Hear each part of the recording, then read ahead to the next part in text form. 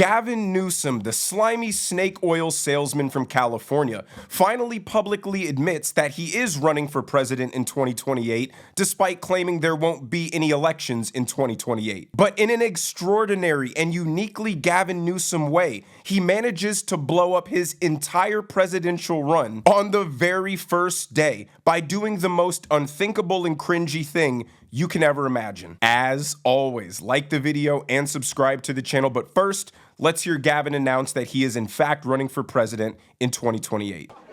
When I saw you slinging shots behind the coffee bar, I thought this guy might run for president.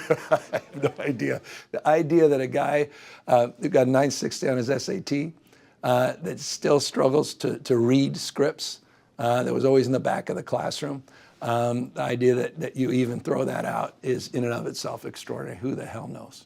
I'm looking forward to who presents themselves in 2028 and who meets that moment. And that's the question for the American people. Is it fair to say after the 2026 midterms, you're going to give it serious thought?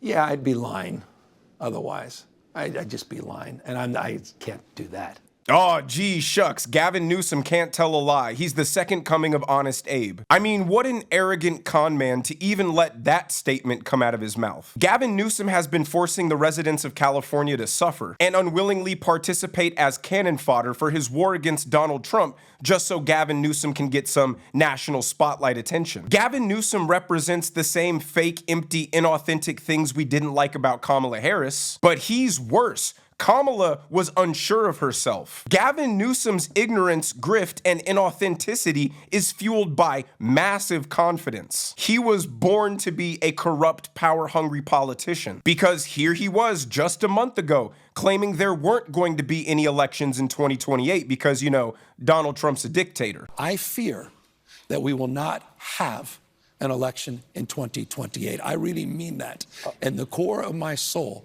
unless we wake up to the code red, what's happening in this country, and we wake up soberly to how serious this moment is.